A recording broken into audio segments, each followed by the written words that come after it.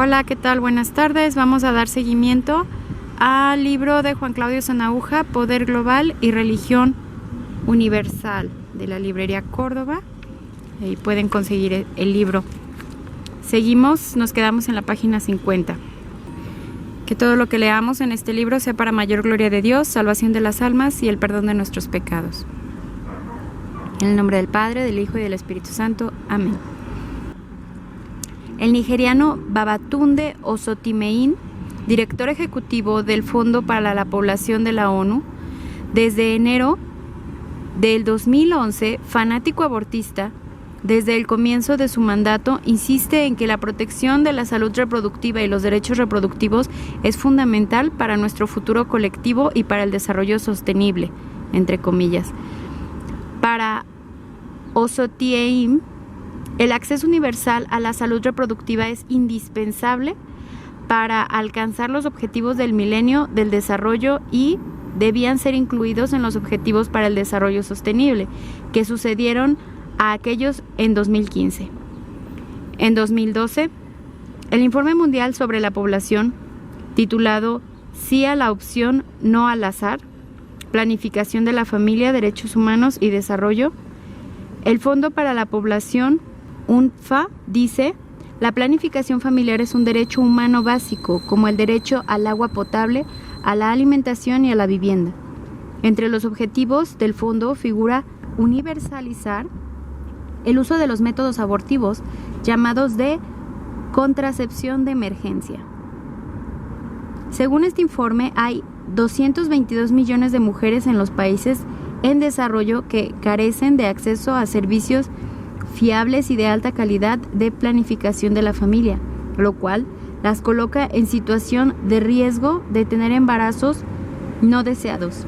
Y agrega que en los países desarrollados hay altos niveles de embarazo no deseado, especialmente entre adolescentes, personas pobres y minorías étnicas. Continúa el documento diciendo: la enorme necesidad insatisfecha de la planificación de la familia persiste, pese a los acuerdos y tratados internacionales de derechos humanos, que promueven los derechos de las personas a adoptar sus propias decisiones acerca de cuándo tener los hijos y con qué frecuencia. Actualmente hay un reconocimiento casi universal de que la planificación de la familia es un derecho intrínseco, afirmado y sostenido por muchos otros derechos humanos.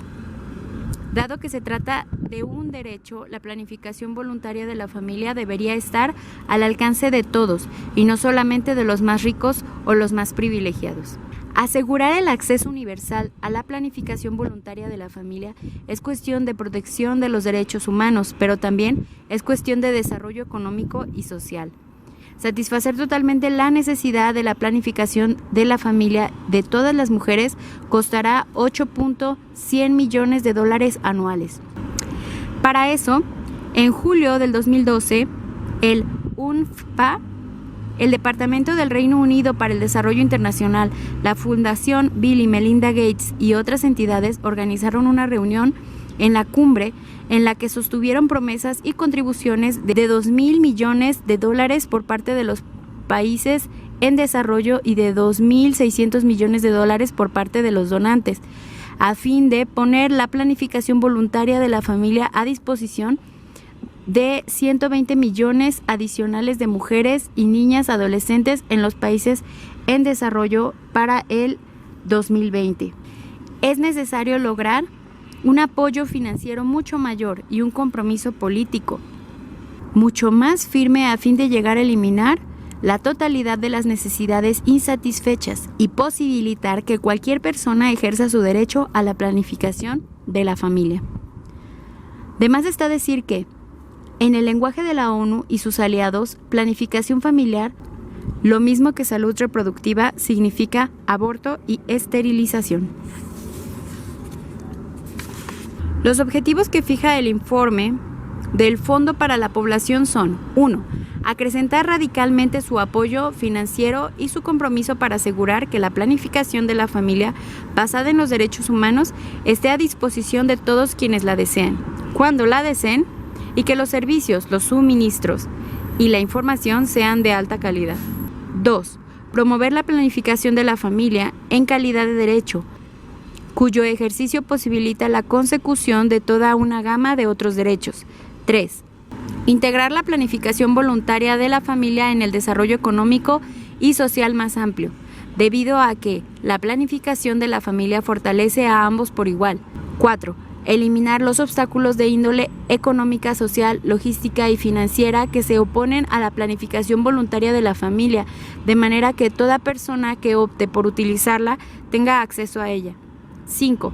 Reducir la cantidad de embarazos no deseados y de abortos, acrecentando la disponibilidad, la fiabilidad y la calidad de suministros y servicios de planificación de la familia. 6. Poner los programas de planificación de la familia a disposición de la gama completa de usuarios, entre ellos adolescentes, personas no casadas y todos los demás que los necesiten. 7. Incluir la anticoncepción de emergencia en la gama de suministros disponibles por conducto de los programas de planificación de la familia. 8. Involucrar a los hombres y a los adolescentes varones en la planificación de la familia para su propio beneficio y para apoyar el derecho de las mujeres y las niñas a utilizar anticonceptivos. El 11 de julio del 2012, el Día de la Población Mundial, concluyó en Londres la llamada Cumbre sobre la Planificación Familiar, organizada por el Gobierno del Reino Unido, la Fundación Bill y Melinda Gates y el Fondo de las Naciones Unidas para la Población, UNFPA. Participaron en la reunión además los nombrados gobiernos de Alemania, Holanda, los países nórdicos, Bélgica, Canadá, Dinamarca, Francia, Corea, Estados Unidos y otros. También intervinieron agencias internacionales, laboratorios y 1.305 organizaciones de la sociedad civil. El objetivo de la cumbre consistió en intensificar el control de la natalidad, llamado eufemísticamente planificación familiar, en los países de Asia y África. La cumbre, según la Organización Mundial de la Salud, OMS, fue una oportunidad, entre comillas, para generar los compromisos globales para hacer más accesibles los servicios de planificación familiar de alta calidad más accesibles y para acelerar el cumplimiento de los objetivos del milenio para el desarrollo. En concreto, el ODM 4, reducir la mortalidad infantil, y el 5, mejorar la salud materna, incluyendo la meta 5B, acceso universal a la salud reproductiva, y el 6º ODM, prevención contra el SIDA. Recordamos que el término salud reproductiva, entre comillas, incluye el aborto. Entre las medidas políticas para las que servirá la cumbre, enumeradas por la OMS, cabe destacar, entre comillas, eliminar las restricciones sociales y no médicas al suministro de anticonceptivos a los adolescentes, con el fin de contribuir a reducir los embarazos precoces y los riesgos que conllevan para la salud, cierra comillas.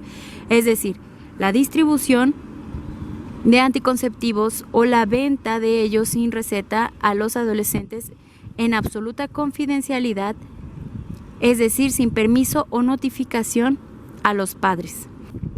Otras agencias de las Naciones Unidas que más se comprometieron con el objetivo de la Fundación Bill y Melinda Gates es el gobierno británico y el Fondo de las Naciones Unidas para la Población, de inundar de anticonceptivos, muchos de ellos con efectos abortivos, fueron el Fondo de las Naciones Unidas para la Infancia, UNICEF, el Programa Conjunto de las Naciones Unidas para el SIDA, ONU-SIDA, y la entidad de las Naciones Unidas para la Igualdad de Género y el Empoderamiento de las Mujeres, ONU Mujeres, dirigida entonces por Michelle Bachelet, que exigió acceso libre a la anticoncepción para los jóvenes, citando como fuentes la Convención de la Mujer, CEDAW, el Plan de Acción de El Cairo, la Plataforma de Acción de Beijing y los Acuerdos de Río +20. Entre las distintas declaraciones que acompañaron las conclusiones de la cumbre, figura la Declaración Interconfesional para mejorar la salud y el bienestar de la familia, firmada por más de 250 líderes religiosos, que pidió a los estados y a los donantes mejorar el sistema de salud reproductiva. El Informe de Población Mundial 2015, Shelter from the Storm, a Transformative Agenda for Women and Girls in a Crisis-Prone World. Ante la crisis de los refugiados, el fondo insiste en que la salud sexual, aborto, esterilización, anticoncepción, es un, entre comillas, derecho humano para las refugiadas. 4. El nuevo paradigma de familia. En la ideología del nuevo orden mundial, la perspectiva de género resume el intento del hombre de independizarse de Dios y de las leyes de la creación y constituye el concepto más subversivo del orden natural, utilizado en la construcción de la nueva sociedad. Es por tanto el concepto clave de la reingeniería social cristiana para subvertir el concepto de familia. La ONU adopta la perspectiva de género a principios de los años 90. Así nos presenta y nos quiere imponer una visión antinatural de sexualidad autoconstruida al servicio del placer, decía el cardenal Ratzinger.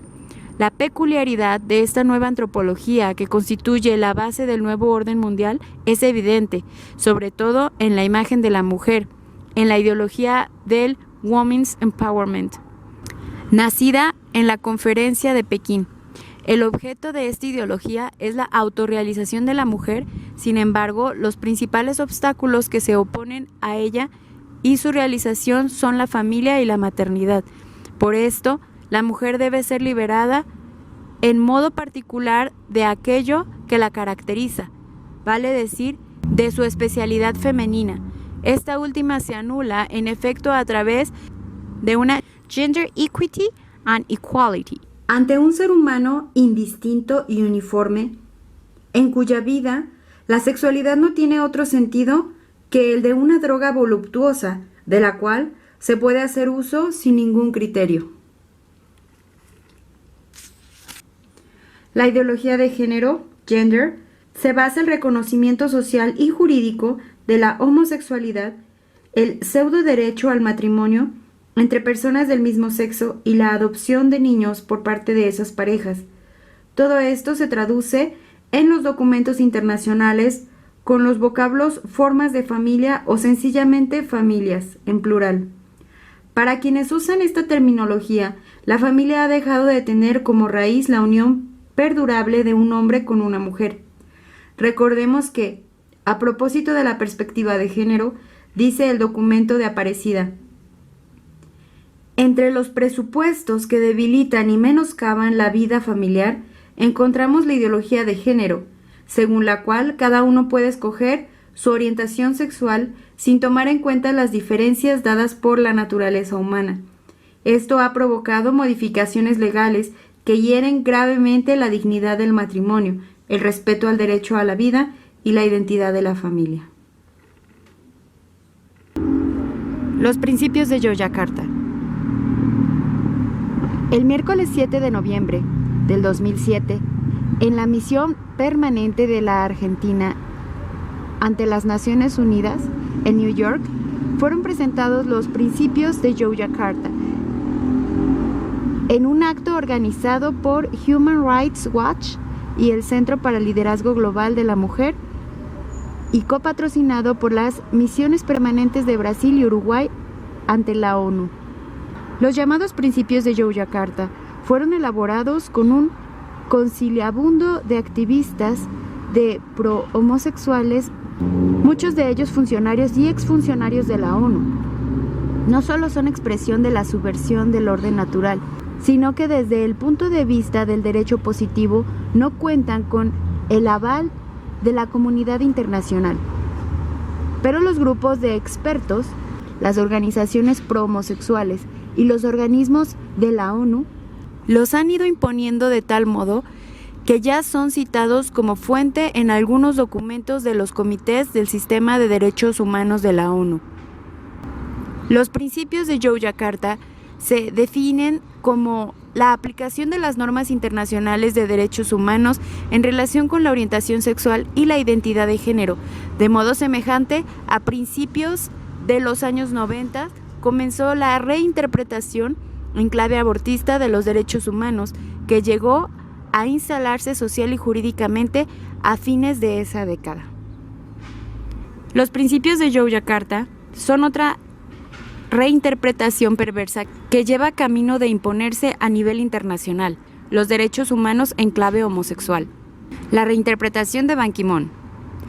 En julio del 2009, el Comité de Seguimiento del Pacto Internacional de los Derechos Económicos, Sociales y Culturales publicó la observación general del número 20, partiendo de la base de que, abre comillas, el crecimiento económico no ha conducido por sí mismo a un desarrollo sostenible y hay personas y grupos de personas que siguen enfrentando desigualdades socioeconómicas a menudo como consecuencia de arraigados patrones históricos y de formas contemporáneas de discriminación. Cierra comillas. Se incluye la discriminación por orientación sexual e identidad de género, abre comillas, en cualquier otra condición social, tal y como se recoge en el artículo 2.2 del pacto. Se incluye la orientación sexual. Los estados partes deben cerciorarse de que las preferencias sexuales de una persona no constituyan un obstáculo para hacer realidad los derechos que reconoce el pacto, por ejemplo, a los efectos de acceder a la pensión de viudedad. La identidad de género también se reconoce como motivo prohibido de discriminación. Por ejemplo, los transgénero, los transexuales o los intersexos son víctimas frecuentes de graves violaciones de derechos humanos como el acoso en las escuelas o en el lugar de trabajo. Cierra comillas. Insistimos en que no se trata aquí de inventar la discriminación injusta, sino de forzar la aceptación social y jurídica de la homosexualidad, dando pie a una verdadera subversión del orden social natural y a innumerables abusos. Por si esto fuera poco, la observación general remite las definiciones de orientación sexual e identidad de género a los legítimos principios de Yogyakarta. En enero del 2011, el secretario general de la ONU, Ban Ki-moon, afirmó en el Consejo de Derechos Humanos que en la Declaración Universal de Derechos Humanos estaban implícitamente contenidos los derechos de la orientación sexual y la identidad de género. Orientación sexual e identidad de género. La ideología de género impone reconocer jurídicamente la orientación sexual y la llamada identidad de género, adoptada o autopercibida, que nada tiene que ver con el sexo biológico. Es más, ¿cómo define la Ley de Identidad de Género? Aprobada el 8 de noviembre del 2011 en la Cámara de Diputados de la Argentina. La identidad de género es un derecho humano por el que se debe reconocer, entre comillas, la vivencia interna e individual del género tal como cada persona la siente, la cual puede corresponder o no al sexo asignado al momento del nacimiento, incluyendo la vivencia personal del cuerpo.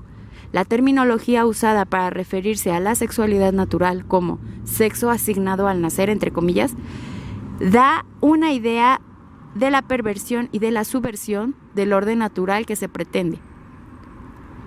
Las leyes y reglamentaciones antidiscriminatorias que incluyen, entre comillas, la discriminación por orientación sexual y o identidad de género, cierra comillas, son uno de los mecanismos para reforzar la aceptación social y jurídica de la anormal sexualidad autoconstruida y poliforma.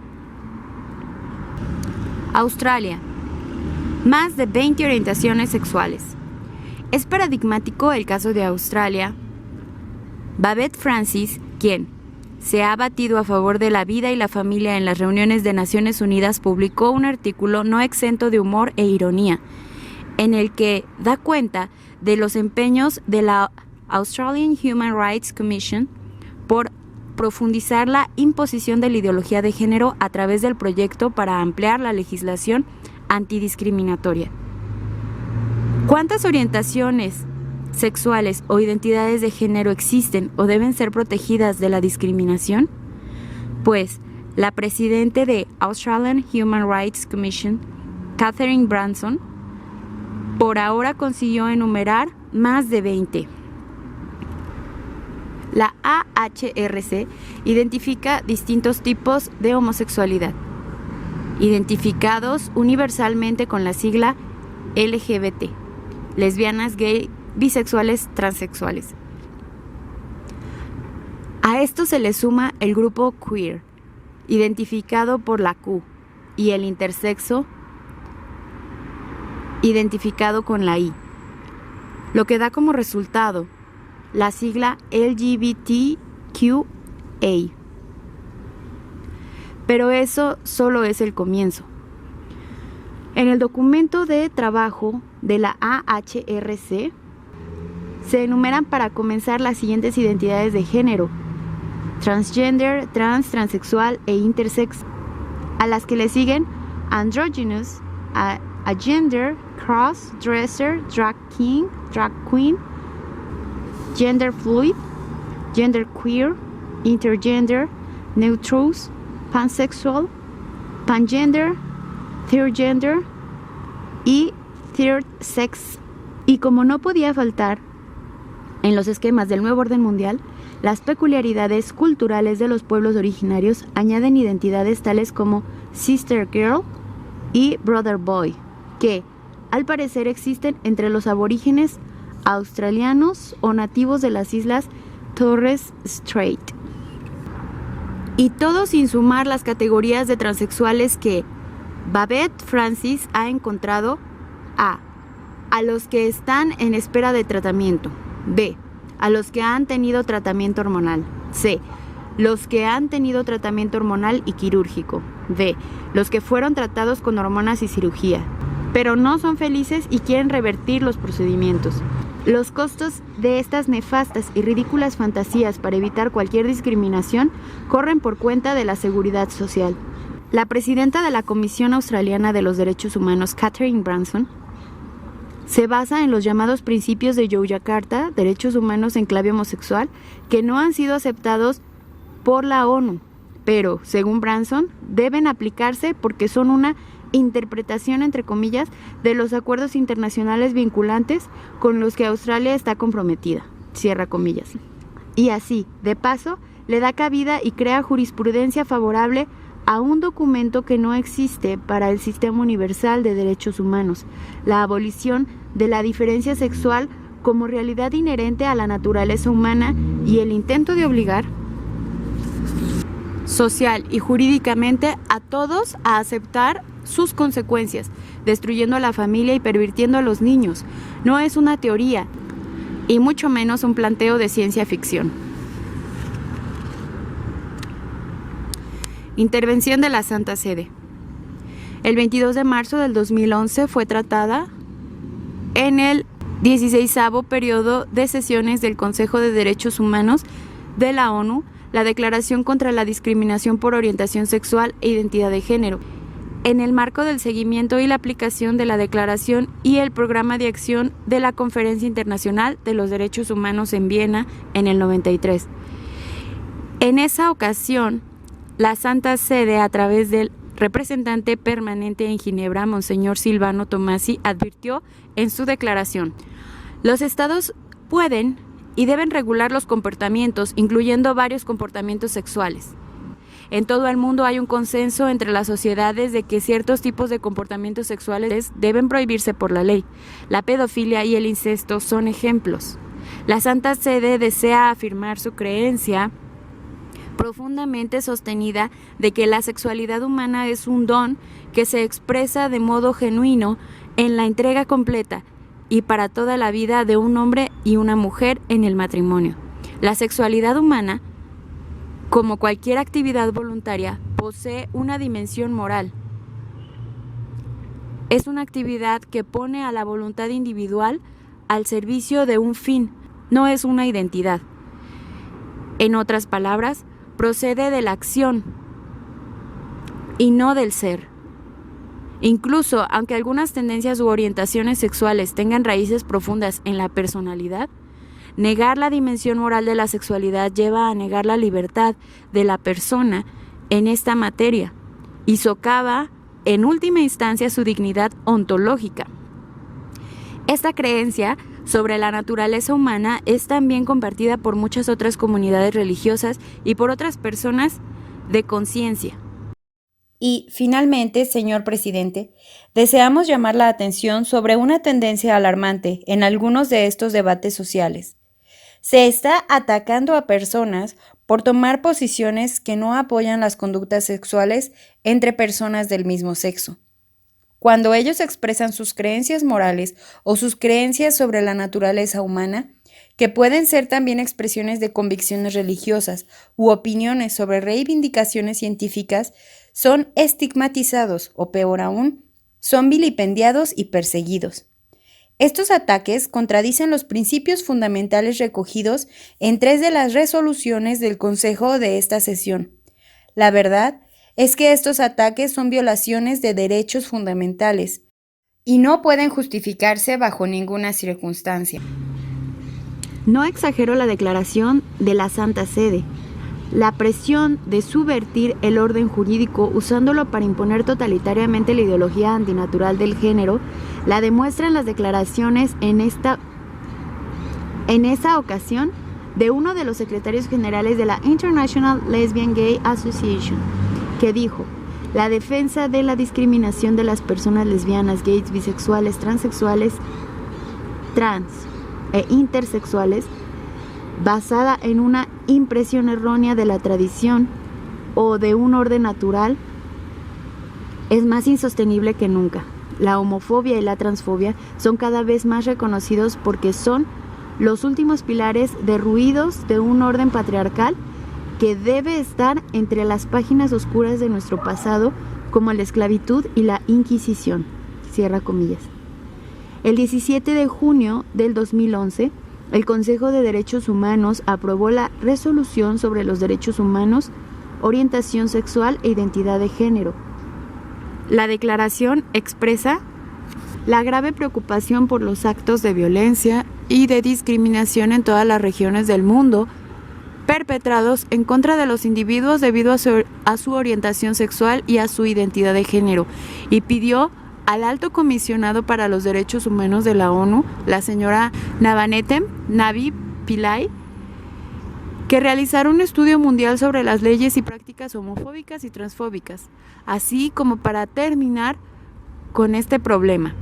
Pillay, que ha demostrado tener una especial sensibilidad hacia los derechos LGBT, debía presentar el informe antes de ese fin de año. En efecto, el 15 de diciembre del 2011 se conoció el primer informe de Naciones Unidas sobre los supuestos derechos humanos de lesbianas, gays, bisexuales y transgénero LGBT, que lleva por título Leyes y prácticas discriminatorias y actos de violencia cometidos contra personas por su orientación sexual e identidad de género, que fue tratado por el Consejo de Derechos Humanos en el 2012. Impregnar de homosexualismo todos los ámbitos. Para dar cabida a los supuestos derechos de los gays, lesbianas y transexuales, el informe reinterpreta todo el sistema de derechos humanos de la ONU, usando las numerosas observaciones generales y recomendaciones a estados particulares emanadas de los comités de seguimiento de los tratados de derechos humanos que tergiversan los textos de estos instrumentos internacionales, por ejemplo, de la misma Declaración Universal, del Pacto de Derechos Civiles y Políticos y del Pacto de Derechos Económicos, Sociales y Culturales. El informe enumera una serie de violencias objetivas e injustificables a las que no debería ser sometida ninguna persona con independencia de su sexualidad. En contra de esos crímenes, todos los estados civiles tienen una legislación general que protege a todos los ciudadanos por igual. Pero como se declaró la Santa Sede el 17 de mayo del 2006 en el Consejo Económico Social de la ONU, de lo que se trata no es de defender la igualdad de derechos, sino de crear derechos especiales que den carta blanca para supresión de la diferencia moral entre tendencias y comportamiento, entre comillas, que es de vital importancia para la comunidad y el orden internacional. Cierra comillas. Este propósito es más evidente en este informe. En él se intenta borrar el concepto de naturaleza y cualquier referencia ética o moral de la vida social.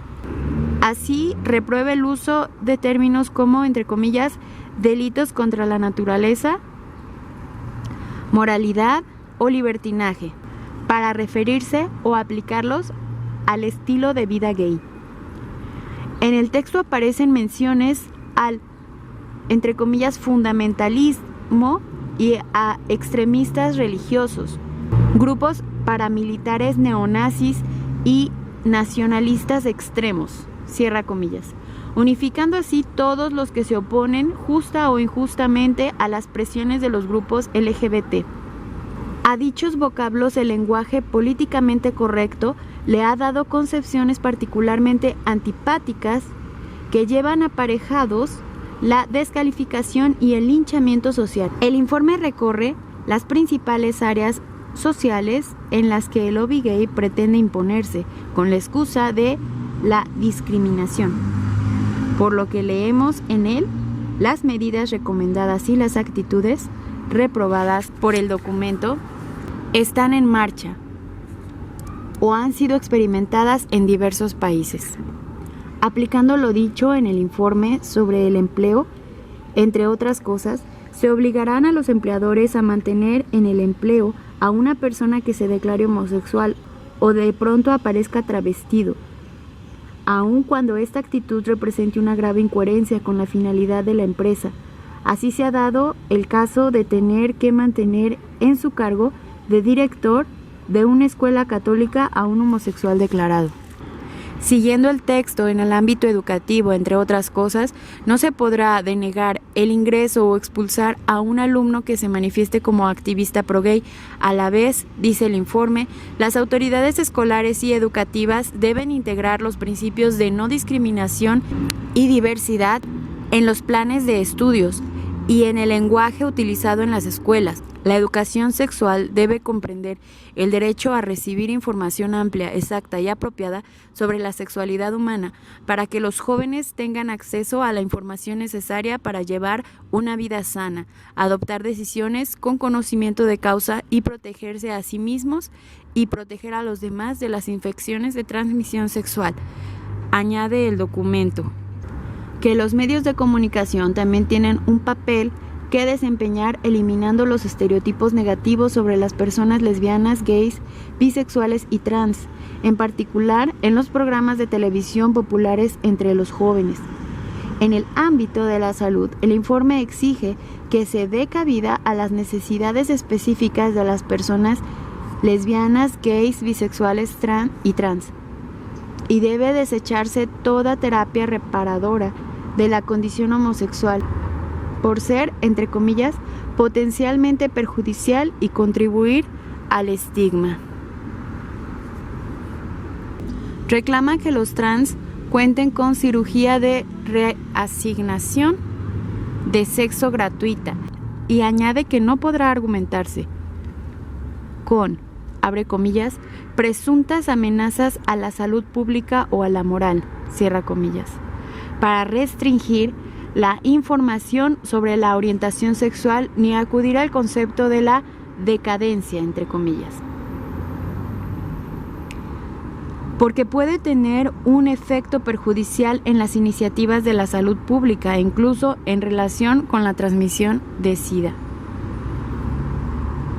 Para el ámbito familiar y social, el informe dice que se deberá reconocer social y jurídicamente a las parejas homosexuales, lo que implica el, entre comillas, derecho a la libertad matrimonial y al divorcio, que deberán ser reconocidos por las entidades del sector privado como los prestatarios de servicios de atención de salud y las compañías de seguros. Sobre el reconocimiento de la identidad de género, el documento manda que los trans puedan obtener el reconocimiento legal de su género preferido, incluida la modificación de sexo y el nombre en los documentos de identidad. En resumen, en el informe se plasman las pretensiones que el lobby gay ha pretendido con más o menos éxito imponer por vía judicial o legislativa en distintos países. Como consecuencia de la llamada discriminación por orientación sexual e identidad de género y de la homofobia y transfobia, cierra comillas, califican de homofóbica y discriminatoria toda opinión en desacuerdo con el estilo de vida homosexual. Atentan contra la libertad religiosa, por ejemplo, oponiéndose a la predicación de la doctrina cristiana.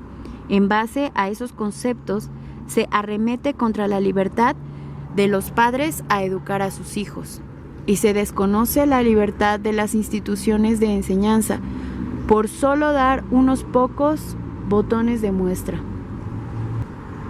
Ahora se le suma la aplicación y legislación internacional sobre derechos humanos a todo lo que se les antoje, como trato violento o discriminatorio. ¿Serán pasibles de ser juzgados por la Corte Penal Internacional los padres de familia que se opongan a que sus hijos sean educados en la, entre comillas, normalidad de la homosexualidad, o las autoridades religiosas que prediquen intrínseca maldad moral de la sodomía? Es muy distinto terminar con la injusta violencia a, por ejemplo, exigir libertad de acción, incluida la perversión de menores, o reclamar el cupo gay dentro del cuerpo de profesores de colegios y universidades.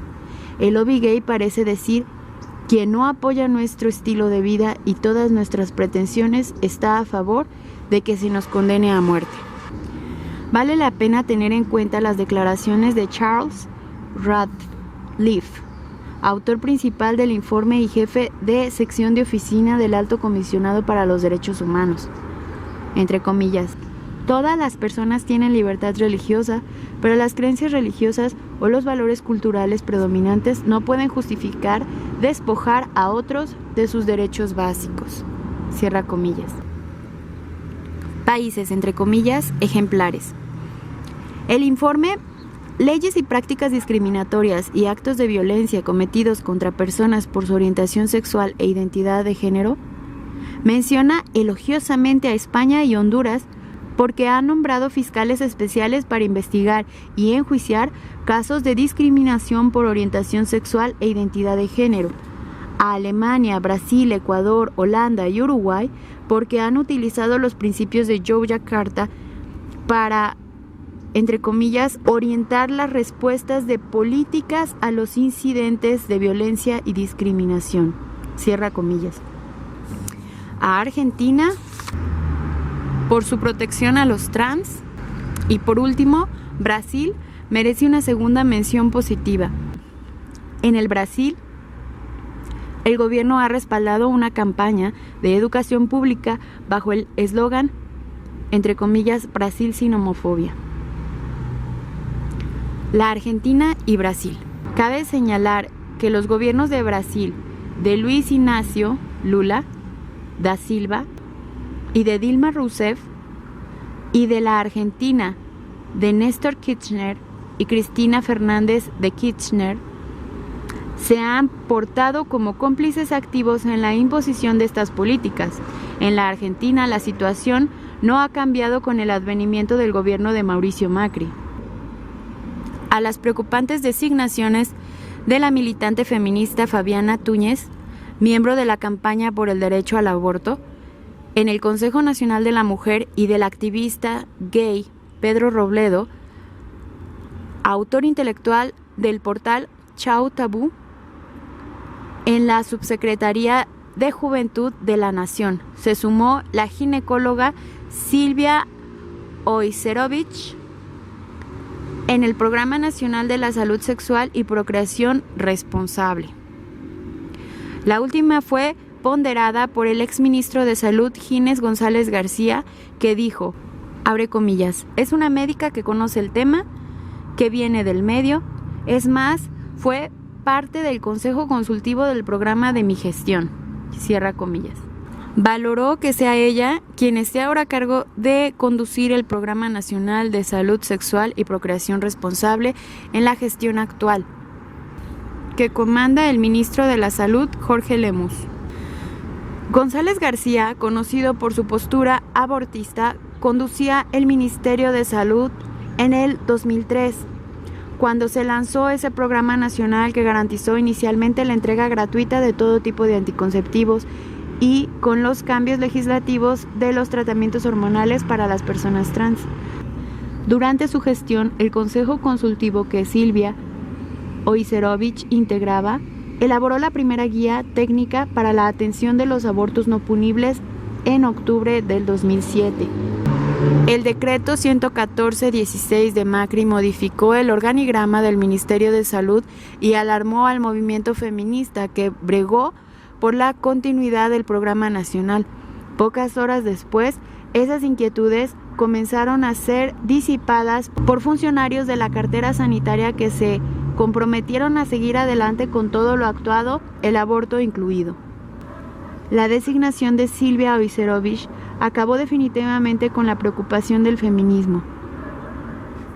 En su visita a Brasil del 19 al 20 de marzo del 2011, el presidente de Estados Unidos Barack Obama y la presidenta de Brasil Dilma Rousseff, durante el transcurso de sus conversaciones sobre democracia, derechos humanos, igualdad racial e inclusión social, se comprometieron a poner fin a la homofobia y lograr la igualdad de derechos de la comunidad LGBT, entre otras cosas, impulsando en el seno de la Organización de Estados Americanos, la OEA, la creación del cargo de relator especial que ayude a promover el respeto por los derechos humanos de las personas lesbianas, gays, bisexuales y transexuales. El comunicado conjunto de los gobiernos de Estados Unidos y Brasil señala también que los presidentes subrayaron el compromiso común de promover, proteger los derechos humanos y apoyar la consolidación de la democracia en todo el mundo. De conformidad con la Carta Democrática Interamericana, reafirmaron que la democracia es esencial para el desarrollo político, económico y social. Reiteraron que los valores de la libertad, la igualdad y la justicia son intrínsecos a la democracia y que la promoción y protección de los derechos humanos es un requisito previo, fundamental, para la existencia de una sociedad democrática. Los presidentes resolvieron cooperar en la promoción de la democracia, los derechos humanos y la libertad para todas las personas a nivel bilateral, como a través de las Naciones Unidas y otros foros multilaterales. El fortalecimiento del Consejo de Derechos Humanos, promover el respeto de los derechos humanos de lesbianas, gays, bisexuales y personas transgénero a través de la creación de un relator especial de la OEA. El comunicado de la misión de los Estados Unidos ante los organismos internacionales en Ginebra el 22 de marzo decía así: el presidente Obama cree que la promoción de los derechos humanos de las minorías y los marginados es fundamental de los Estados Unidos. El presidente se complace en anunciar que durante su viaje a Brasil, él y la presidenta Rousseff acordaron promover el respeto de los derechos humanos de lesbianas, gays, bisexuales y personas transgénero a través de la creación de un relator especial sobre asuntos LGBT en la Organización de Estados Americanos. Este relator especial será el primero de su tipo en el sistema internacional de derechos humanos. En los últimos meses, nuestros diplomáticos han mantenido un diálogo franco, por momentos difícil, con los gobiernos de todo el mundo sobre los derechos humanos de las personas LGBT. Esta mañana, en las Naciones Unidas, el Consejo de Derechos Humanos, 85 países se unieron a Estados Unidos para reafirmar nuestro compromiso conjunto para poner fin a los actos de violencia y abusos de derechos humanos sobre la base de la orientación sexual e identidad de género. El presidente se enorgullece del trabajo que hemos realizado para construir un consenso internacional sobre esta cuestión fundamental y se compromete a continuar nuestros esfuerzos decididos para promover los derechos humanos de todas las personas, independientemente de su orientación sexual o identidad de género. El 6 de diciembre del 2011, Hillary Clinton hace una viva defensa de los derechos de los LGBT en Ginebra, y Barack Obama da un memorándum presidencial en el que se ordena a las cabezas de los departamentos ejecutivos y agencias del gobierno de Estados Unidos una serie de medidas ante el desafío global para poner fin a la discriminación contra las personas lesbianas, homosexuales, bisexuales y transexuales LGBT, que es fundamental para el compromiso de los Estados Unidos para promover los derechos humanos, dice Obama. Estoy profundamente preocupado por la violencia y la discriminación de las personas LGBT. En todo el mundo se están aprobando leyes que penalizan la condición del LGBT, persiguiendo a los ciudadanos simplemente por unirse a las celebraciones del orgullo LGBT pacíficas, o matando a los hombres y mujeres y niños por su orientación sexual percibida. Por ello, que he declarado ante los jefes de Estado que se reunieran en las Naciones Unidas. Ningún país debe negar a las personas sus derechos por lo que les gusta. Por eso debemos luchar por los derechos de gays y lesbianas de todo el mundo. Bajo mi administración, los organismos involucrados en el extranjero ya han empezado a adoptar medidas para promover los derechos humanos fundamentales de las personas LGBT en todas partes. Nuestro profundo compromiso con la promoción de los derechos humanos de todas las personas se fortalece cuando nosotros, como Estados Unidos, pongamos en uso nuestras herramientas para avanzar enérgicamente hacia este objetivo. Enumera después una serie de medidas, como por ejemplo, combatir la criminalización del estatus LGBT o sus conductas, proteger a los refugiados LGBT y a los solicitantes de asilo y varias medidas más. En la misma fecha, el Departamento de Estado dio un comunicado en el que dice: desde enero del 2009, la secretaria Clinton ordenó al departamento defender una agenda de derechos humanos que incluye la protección de los derechos humanos de lesbianas, gays, bisexuales y personas transgénero, LGBT. El departamento usa su gama completa de herramientas de desarrollo y diplomáticos para presionar por la eliminación de la violencia y la discriminación contra las personas LGBT en todo el mundo. A la introducción le sigue una serie de medidas que el Departamento de Estado tomó con Uganda, Honduras y la Unión Europea, y una serie de medidas que han tomado las sedes diplomáticas de Estados Unidos para apoyar a las minorías LGBT.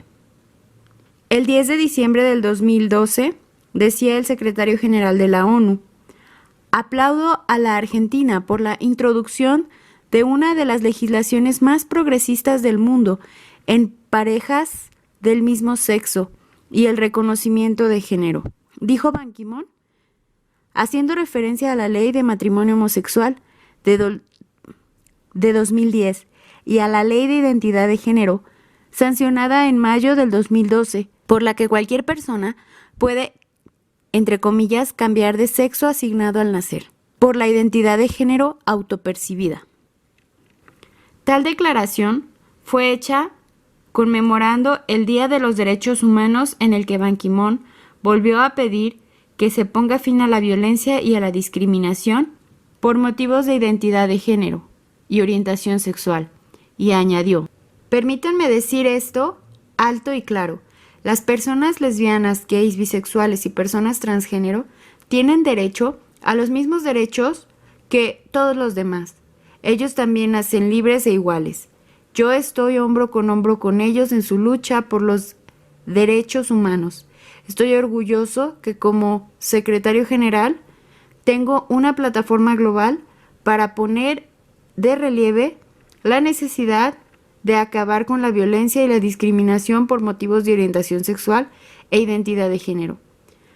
El evento fue organizado conjuntamente por la Oficina del Alto Comisionado de las Naciones Unidas para los Derechos Humanos y las misiones permanentes ante las Naciones Unidas de Argentina, Brasil, Croacia, la Unión Europea, Francia, Israel, Japón, Holanda, Nueva Zelanda, Noruega y Estados Unidos, y las organizaciones Human Rights Watch y la International Gay and Lesbian Human Rights Commission. El 12 de diciembre del 2012, el Ayuntamiento de Estocolmo, los secretarios generales de International Lesbian Gay Association, Gloria Careaja y Renato Sabadini, con la presencia del secretario regional para América Latina y el Caribe de ILGA, Pedro Paradiso Sotile, secretario de la Comunidad Homosexual Argentina, entregaron por primera vez el premio ILGA a la presidente Cristina Fernández de Kirchner por los, entre comillas, logros y el trabajo en pos de los derechos de la igualdad de las personas lesbianas, gays, bisexuales, trans e intersex LGBTI.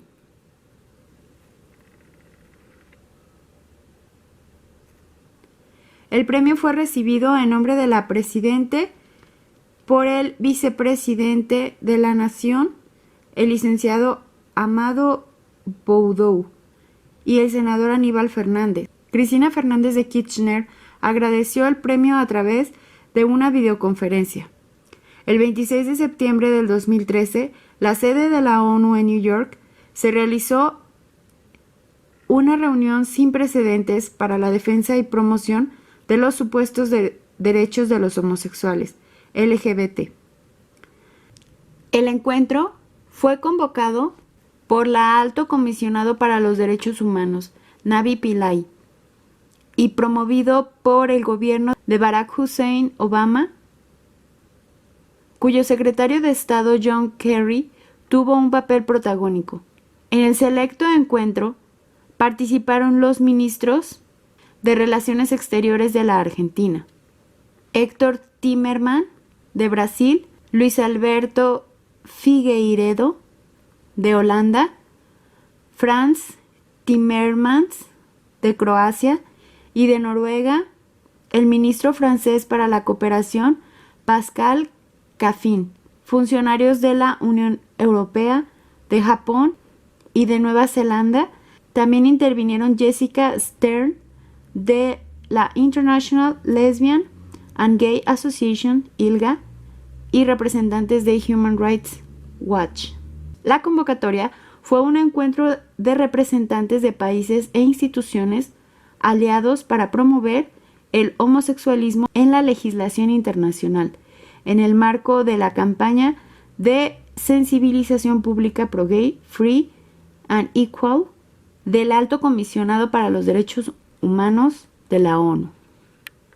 La señora Pillay dijo: "Cuando me convertí en Alto Comisionada para los Derechos Humanos hace 5 años, casi no había discusión en las Naciones Unidas sobre los derechos humanos y los desafíos que enfrentan las lesbianas, gays, transexuales e intersexuales.